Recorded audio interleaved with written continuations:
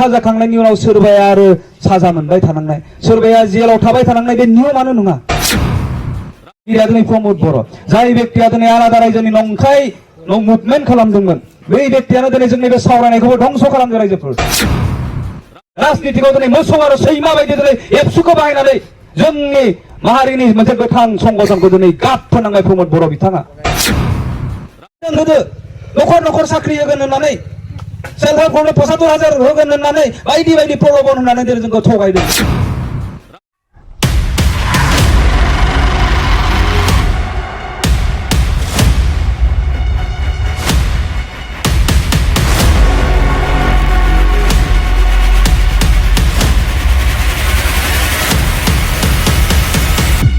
जाय समाव जोंखौ जाहोयोबा लोंहोयोबा दोनखोमायोब्ला जोंखौ सहाय खालामोबा आर्मी पुलिसा बुख्रुबो जेलाव दोनो, गाव जानोबो गोनां जादों जोंखौ सेल्टार होनायनि थाखाय। बे समावबो बे 1 नम्बर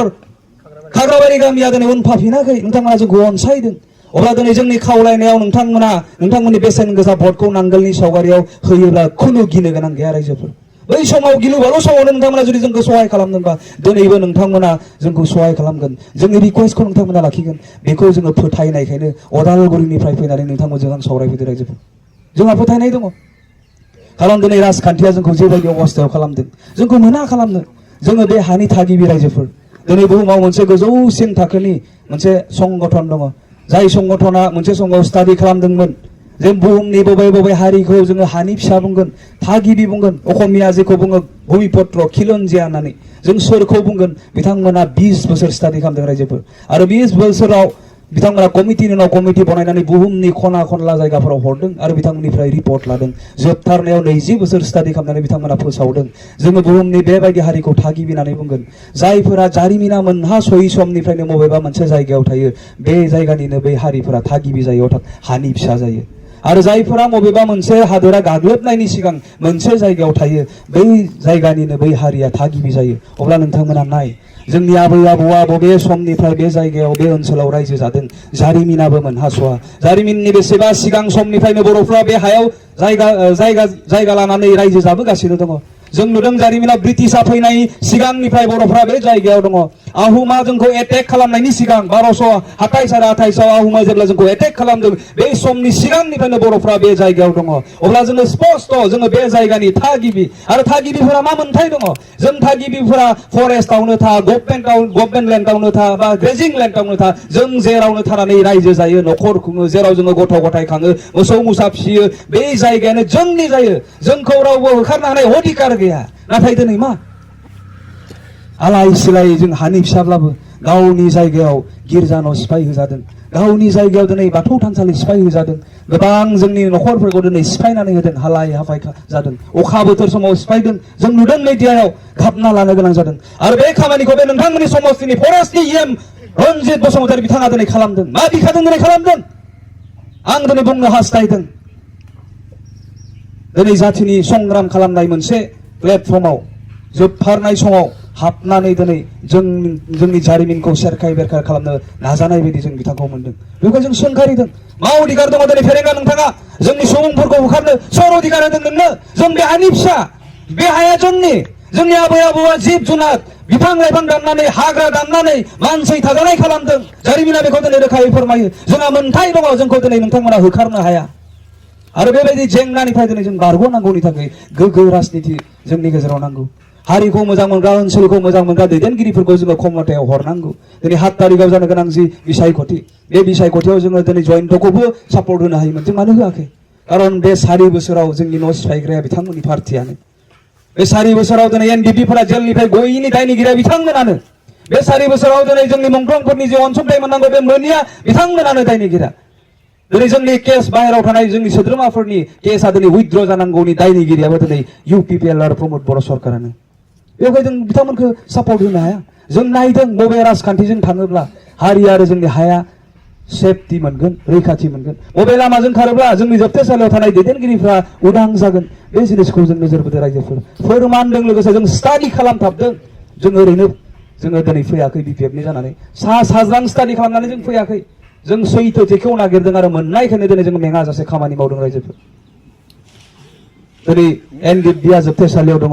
बिनि बेलायाव दिनै गोबां दुखुनांथावना जोंनि गेजेराव पृथिबियाव बेबायदि जारिमिन गैया नियमानो नङा बियो गोरोबथा जाखांनायनि उनाव सोरबाया आरो साजा मोनबाय थानांनाय सोरबाया जेलाव थाबाय थानांनाय बे नियमानो नङा पृथिबियाव दिनै गोरोबथानि उनाव रावबो साजा मोना नाथाय पृथिबियाव जाफेरि आरो नियम नङियानो दिनै जोंनि गेजेराव जागासिनो दङ जोंनि दैदेनगिरिफ्रा सागान होनायनि उनाव उदां जानांगौमोन जाय गोरोबथाखौ भारतनि प्राइम मिनिस्टार नरेन्द्र मदिया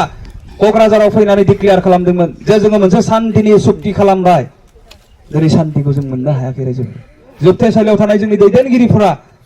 उदां अख्राङाव फैनानै गावनि न'खरजों गावनि हारिनि रायजो राजाफोरजों सावरायनो मोननानै थांनानै थानो मोननांगौमोन बेनो बिथांमोननि शान्तिमोन नाथाय बिथांमोनखौ दिनै जेलाव दोननानै अशान्ति खालामदों बे दिनै शान्ति जायाखै आरो थांनाय 2020 मायथाइनि 27 जानुवारियाव जानाय जे बिटिआर गोरोबथा बे गोरोबथाया खिन्थु एनडिपिनि लुबैनाय बायदि जायाखै रायजोफोर जोंनि हास्थायनाय आरो लुबैनाया नोंथांमोननि दुखु दाहा लानाया बे गोरोबथाजों दिनै फेरलेबसेबो बेरखाङाखै बेखौ जों ओरैनो बुङाखै रायजोफोर जों गोसोखां बिलाइ गथायदों भारत सरकारनो आसाम सरकारनो जाय गोसोखां बिलाइयाव जोङो स्पष्ट भावे आलादा रायजोनि बाथ्राखौ जोङो गिबि सारियाव लिरदोंमोन जाय पइन्टसा दिनै जाय गोसोखां बिलाइयाव जि पइन्टसा दिनै दङमोन बर' रेजिमेन्ट जोंनि बे ओनसोलाव थानाय गासै सेंग्राफोरखौ रेजिमेन्टआव थिसननो थाखाय जाय गोसोखां बिलाइयाव दिनै लिरनाय दङमोन जेनेरेल एमनेस्टि राजुवा खमादान जाय क्ल'जआ जाय पइन्टसा दफा महरै दिनै एमअएसआव सेबखांजायोबा जोंनि गासै दायफोरा खमा मोनगौमोन दिनै जोंनि लुबैनाय बायदि जायैखायनो दिनै एनडिपिनि दैदेनगिरिफ्रा सागान होखांनायनि उनावबो आफादखौ सिफायखांनायनि उनावबो दिनै जोबथेसालियाव थानो गोनां जादों रायजोफोर आरो बिनिबो गुबै दायनिगिरिया दिनै प्रमद बर' जाय बेक्तिया दिनै आलादा रायजोनि नंखाय मुभमेन्ट खालामदोंमोन बै बेक्तियानो दिनै जोंनि बे सावरायनायखौबो ध्वंस खालामदों रायजोफोर जोंनो एनडिपिए सावरायनानै मा लाबोनो नागिरदोंमोन जोङो नोंथांमोननो उफायनो नागिरदोंमोन खारन जोंनि संग्रामाव नेपालि बेंगलि आदिबासि बर' गासैबो दुखु दाहा लादों जोंनि मुङाव दिनै बुख्रुब जादों बिथांमोननो जों उफायनो नागिरदोंमोन जेरै बेलटिया 2003 मायथाइयाव बिटिसि सुक्ति खालामबाय लामा जाबाय बेयाव बर'ल' थाबायाखै साफ्रोम जातिखौ जनगोष्ठीनि सुबुंफोरा थाबायदों हस्पिटाल जाबाय बेयाव बर'ल' ट्रिटमेन्ट लायाखै बिटिसिनि रायजोनि सिङाव जेसेबांखिनि जाति जनगोष्ठी दङ बयबो दिनै ट्रिटमेन्ट लादों बेबायदिनो मोजां मोनसे सोरखारनिफ्राय जों नोंथांमोननो उफायनो नागिरनायमोन नाथाय बेखौ सोर मा खालामखो बिटिसिनि सिट जानो थाखाय सुथुरनि आथिङाव गंलायनानै जोंनि मोजां रोखोमै सावरायबाय थानायखौ थेर बेथेर खालामदों अर्थात नोंथांनो आरो जोंनि रायजो राजाफोरनो जों जि मोजां मोनसे गोरोबथा होफैनो नागिरनाय बेखौ दिनै थेर बेथेर खालामदों दिनैनि चिफ प्रमद बर' बिथाङा फोरमान जागासिनो दङ गासैबो बेबायदि दुखुनांथावना जारिमिना जोंनि गेजेराव बारलांनानै दं जों बेयावखायनो बुंदों दिनै गोबां जायगाफोराव थांनानै जोंनि जोबथेसालियाव थानायफोरखौ उदां खालामनांगौनि थाखाय जोंनि हा हु दिनै रैखाथि गैया जादों बेखौ जोङो रैखा खालामनांगौनि थाखाय बिपिएफनो नांगोलनि सावगारियाव भट होनानै एमपि महरै जोङो दिल्लीयाव दैथाय हरनांगौ होननानै जोङो खुथार खुथार खावलायबोदों आरो नोंथांमोना दिनै खाफाल गोनां बे 1 नम्बर क'क्राझार लकसभा समस्तियाव खाम्फा बायदि सासे बेक्तिखौ मोनदों बिटिसि सोरजिग्रा सासे बेक्ति गोरों बियो लेंगुवेज लानानै बिहा गासैबो दंजोबो बिनिफ्राय बियो बिथांमोनानो हाग्रामा महिलारि आरो खाम्फासारमोन बायदियानो बर'नि गेजेराव जौसिन राजनितिगिरि बिथांमोना एक्सपिरियेन्स दं बेबायदि बेक्तिखौ जों जुदि हरनो हायोब्ला जोंनि गासै जेंनाफोरा दिनै जोबनानै फैगोन होननानै जों फोथायदों रायजोखौ दिनै आं मोनसे बाथ्रा नोंथांमोननो फोरमायनो हास्थायदों थांनाय 2020 मायथाइनि 27 जानुवारियाव जानाय जे गोरोबथा बे गोरोबथा जेब्ला जायो अब्ला मोनसे नियम दङ मोनसे मावथारनांगौ पइन्टस दङ बिथांमोना बे बिएलटि हिसाबै संग्रामाव बाहायनाय गासै हाथियारफोरखौ सरकारनो गथायदों आरो बे हाबाफारिखौ बिथांमोना क'क्राझाराव लादों बे जिनिसा दिनै नियम बियो खालामथारनांगौ दिनै एनडिपिआबो संग्रामाव इसेबांखिनि बाहायनाय AK-47 राइफलनो 9mm नो ग्रेनेडनो बायदि जिनिस जेसेबांखिनि मुवाफोर दङ गासैखौबो जोङो सरकारनो गथायनांदों आरो बेखौ दिनै जोंनि सोमावसारनायाव सासेबो दुखु दाहा लाफेरै जोंनि सोमावसारनायाव बुजायै बेबायदि जायगायाव अर्थात गुवाहाटी GMCH नि अडिटरियामाव जोङो बे हाबाफारिखौ लानो गोनां जादों स' एनडिपिआ जायगायावबो हाथियार गथायनो मोनाखै मानो मोनाखै खारन प्रमद बर' बिथांखौ सोरबा दैदेनगिरिया प्रजेक्ट खालामनानै दोनदों एनडिपिआ रन्जन दैमारिनि दैदेननायाव जुदि रोजा रोजा बर' रायजो राजाफोरखौ लानानै हाथियार गथायनायनि हाबाफारिखौ मावफुंनो मोनोबा गासै रायजो राजाफोरा बिथांजों खारफागोन आरो प्रमद बर'खौ लानानै जि सिमां सुजुदोंमोन बै समाव आं बेखौ मावनो हानाय नङा होननानै जोंनि प्रग्रामफोरखौ बै समाव गुबुन जायगायाव लांदों मानोना बिथांमोना 16टा डिपार्टमेन्टखौ लांनो बै समावनो स्टाडि खालामदों मानोना बिथांमोना जोंनि ग्रेजिं लेन्ड जोंनि फरेस्ट लेन्डखौ सिख'नो बै समावनो परिकल्पना खालामदों बेयाव बर'खौल' नायाखै दिनै नेपालियाबो ग्रेजिंआव दङ दिनै सोरबा आदिबासियाबो मियादि नङै हायाव दङ बे बिटिसिनि हाखौ दिनै बिथांमोना बै समावनो लांनो परिकल्पना खालामनायखाय प्रमद बर'खौ दिनै 11था देरहानायनि उनावबो बिटिसिनि चिफ बानायदों रायजोफोर जोंथ' हाथियार गथायनानै सारेन्डार जाबाय एबसुआबो बे बिटिआरनि MOS आव साइन खालामदों बिथांमोनाबो गोरोबथायाव सागान होदों बे गोरोबथायाव सागान होखांनायनि उनाव बिथांमोनालाय मा गथायखो बिथांमोनाबो गथायनांदों रायजोफोर दिनै रायजो राजाफोरा बुजिस्लाबाखै बे बाथ्राखौ बिथांमोना हाथियारनि दावहा खालामाखैमोन बेवहाय बिथांमोना हाथियार गैयामोन हाथियारखौ बिथांमोना गथायाखै किन्तु बिटिआरनि एमअएसआव 7.2 लिरनाय दङ बे बिटिसिआव बा बिटिएडिआव जेसेबांखिनि ग्रेजिं लेन्ड दङ जेसेबांखिनि गभर्नमेन्ट लेन्ड दङ जेसेबांखिनि फरेस्ट लेन्ड दङ बे गासै हाखौ आसाम सरकारा लांफिननाय जासिगोन होननानै बेयाव क्लज दङ लिरनाय दङ आरो बेनो दुलाराय बर' फरायसा आफादनि सरकारनो गथायनानै होनाय सारेन्डारनि पइन्टस रायजोफोर दा बे बिराद सिरियास दिनै नाय नोंथांमोना जि ग्रेजिं लेन्ड जि माने मियादि नङै हा दिनै आयंहा जुदि 15 बिघा हा दङबा खुब खम बेहा 5 बिघा मियादि थानो हागौ 10 बिघा मियादि नङा थेवब्लाबो जोंनि रायजो राजाफ्रा बेयाव नेपालि आदिबासि बर' गासैबो सोरबाया गय गायनानै थांनानै दङ बे गय बारिया दिनै मियादि नङा 100 जानो हागौ 60 जानो हागौ सोरबाया दिनै माइ गायनानै जाबाय थादों बेजोंनो दिनै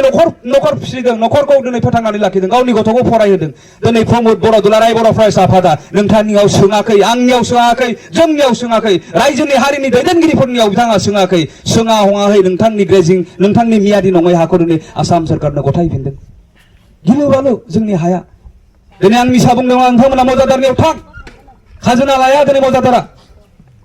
मियादिनि अनगायै 100 आरो 30 हानि एगेन्स्टआव दिनै मजादारा खाजोना लाया मानो लाया नों जुदि बे हानि एगेन्स्टआव खाजोना होनो मोनाखैबा बे हाया नोंनि नङा मानोथो लाबावनो गभर्नमेन्टआ मोनखाबाय बे हाखौ गावनि हानिफ्राय गसरग्रालाय नोंनिफ्राय मानो फैसा लानो बे गिलु बालु समायसा दिनै आरो बे समायसाखौ दिनै प्रमोद बर' बिथाङा लाबोदों दुलाराय बर' फरायसा आफादा एबसुआ दिनै मोनसे गोथां माहारियारि संगठनमोन बेखौ दिनै राजनितिखौ बोफ्लेनानै राजनितिखौ दिनै मोसौ आरो सैमा बायदि दिनै एबसुखौ बाहायनानै जोंनि माहारिनि मोनसे गोथां संगठनखौ दिनै गाब फोनांबाय प्रमोद बर' बिथाङा दुखुनांथावना जोंनि हाया दिनै रैखाथि गैया जादों दिनै बे हाखौ रैखा खालामनांगौब्ला जोङो मोजां दैदेनगिरिखौ हरनांगोन दिनै बेबायदि जेंनाफोरखौ नुनानैसो जोङो उदालगुरि ओनसोलनिफ्राय फैनानै नोंथांमोनजों जों सावरायदों नोंथांमोनावल' नङा गोबां जायगायाव जों हाबदों आरो मोजां रेसपन्सखौ जों मोनदों रायजो राजाफोरा दिनै हाग्रामा महिलारि बिथां एबा खाम्फा बरगयारिखौ एमपि महरै दैथायहरनो थाखाय बयबो दिनै साखाफारा जादों रायजोफोर बेवहाय खावलायदों राजनितिका दिनै नायनाय जानाय जिनिस नङा जोंनि गेजेराव बै समाव जों बुंदोंमोन जेब्ला बिटिसि इलेक्शन जादोंमोन परिबर्तन सोलायनायनि स्ल'गानजों प्रमोद बर'आ बिटिसिनि चिफ जानो नागिरदों जों बे बाथ्राखौ क्लियार बुंदोंमोन परिबर्तना मोननै रोखोमनि सोलायनाया मोननै रोखोमनि थाखानाय मोजांनिफ्राय गाज्रियाव फैनाय बेबो सोलायनाय गाज्रिनिफ्राय साबसिन मोजाङाव थांनाय बेबो सोलायनाय किन्तु प्रमोद बर'आ जि सोलायनायखौ जोंनि गेजेराव लाबोनो नागिरदों इउपिपिएलआ दिनै जि सोलायनायखौ जोंनि गेजेराव लाबोनो नागिरदों बे थाखानाय मोजांनिफ्राय गाज्रियाव फैनाय बे सोलायनायखौसो लाबोनो नागिरदों होननानै जों बुंदोंमोन बै समाव दिनै जों नुदों बिटिसिखौ जोंनि बिर जोहोलावजोफ्रा थै आरो जिउ होनानै दानानै लादोंलै ओरैनो मोनाखै जोङो बुख्रुब जालांदों जोङो बिनि थाखाय जों बिटिसिखौ मोनदों हाग्रामा महिलारि आरो खाम्फा बरगयारि बिथांमोनानो दिनै बे मोनब्रै जिल्लायाव दानानै होदों नोंनि आरो आंनि थाखाय जोंनि लामा लुमाखौ मोजां खालामनो थाखाय जोंनि गेजेराव प्रभिन्सियेल स्कुल आरो कलेज बानायनो थाखाय हस्पिटाल बानायनो थाखाय बिथांमोना बानायनानै होदों लाबोदों आरो बेखौ जों ओरैनो मोनाखै जों जुदि लामा मोजां थाबायनो मोनदोंबा जोंनि मुंख्लंफोरनि थै आरो जिउनि थाखायसो मोनदों नाथाय बे सिस्टेमखौ दिनै 16टा डिपार्टमेन्टखौ प्रमोद बर' बिथाङा हरनानै दोनदों बेवहायनो बुंदों जोङो परिबर्तन जि लाबोनो नागिरदों बेयो मोजांनिफ्राय गाज्रिसिनाव फैनाय परिबर्तनखौ लाबोनो नागिरदों बे 17 बोसोराव जिखिनि डेभेलप जादोंमोन जोंनि गेजेराव फुल स्टप जानानै थाबाय आरो जों गाहायथिं ओंखारबाय गोबां जायगायाव जोंखौ बिटिसिनि होननानै मोनसेब्ला बुङो दिनै नोंथांमोना 25 बोसोर बेक जाबाय 20 बोसोर बेक जाबाय होननानै गोबां इन्टेलेक्सुवेलफोरा गुबुन हारिफोरा दिनै जोंखौ बुंदों बेबायदि जेंनायाव दिनै जोंखौ खोख्लैनानै दोनदों बेवहाय आं खावलायनो लुबैदों रायजोफोर राजखान्थिखौ नागारनानै उइदाउट पलिटिक्स उइदाउट राजखान्थि जोङो थांनानै थानो हाया मोनसे जायगायावबो जोङो गसंथेबनो हाया बेवहाय जोङो गोरों बायदि राजनितियाव जों बाहागो लानांगोन रायजोफोर थगायफैदों गोदो न'खर साख्रि होगोन होननानै सेल्फ हेल्प ग्रुपनो 75,000 होगोन होननानै बायदि बायदि प्रलोभन होननानै दिनै जोंखौ थगायदों जुदि जों राजखान्थियाव गोरों नङाब्ला बुहुमाव जोङो थगायजाबाय थागोन आरो राजखान्थिखौ नागारनानै जोंनि हाया रैखाथि जाया राजखान्थिखौ नागारनानै जोंनि धोरोम सिबिनाया रैखाथि गैया जायो राजखान्थिखौ नागारनानै जोंनि हारिनि राव हारिमु थुनलाइया दिनै रैखाथि गैया जायो रायजोफोर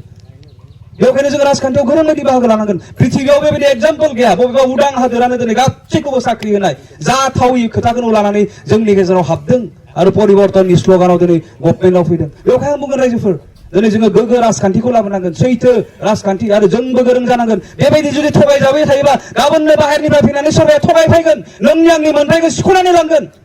बेवहाय साबधान जा रायजोफोर जों राजखान्थियाव गोरों जानांगोन राजखान्थिखौ नागारनानै जोंहा रैखाथि गैया आरो बे गिलु बालु मोनसे बिपदफोरनिफ्राय बासायनो हाग्रा गोहोआनो जाहैबाय राजखान्थि नोंथांमोननि सिगाङाव दिनै फैदों दरं उदालगुरिनि रायजो राजाफ्रा बाहागो लाबाय नोंथांमोननियाव जानो गोनां जि 7 तारिखआव खत्तर निजी बिसायख'थि बे बिसायख'थियाव नोंथांमोना नांगोलनि सावगारियाव भट होनानै खाम्फा बरगयारिखौ नोंथांमोना दिल्लीयाव एमपि महरै फाथायहरनांगौ बिनि गेजेरजोंनो जोंनि हा हुनि रैखाथिनि थाखाय खामानि मावनांगोन बिनि गेजेरजोंनो दिनै जोंनि गोमालांनो नागिरनाय जि मोनसे खुंथाय गोहो बेखौ जों लाबोफिननांगोन बिनि गेजेरजोंनो दिनै जोबथेसालियाव थानाय जोंनि गोबां दैदेनगिरिफोरखौ दिनै उदां अख्राङाव लाबोनांगोन बिनि गेजेरजोंनो दिनै जोंनि मुंख्लंफोरनि जि अनसुंथाइ मोननांगौ बेखौ दिनै जों लाबोनांगोन रायजोफोर बेवहाय आं खावलायदों नोंथांमोननि बे बेसेन गोसा भटखौ फैगौ 7 तारिखनियाव जानो गोनां जि बिसायख'थि बे बिसायख'थियाव नांगोलनि सावगारियाव नोंथांमोना भट होनानै खाम्फा बरगयारिखौ दिल्लीयाव एमपि महरै दैथायहरगोन होननानै आं फोथायदों आं सोंनो हास्थायदों नोंथांमोना हागोन ना नांगोलनि सावगारियाव भट होनो हागोन ना रायजोफोर हागोन ना रायजोफोर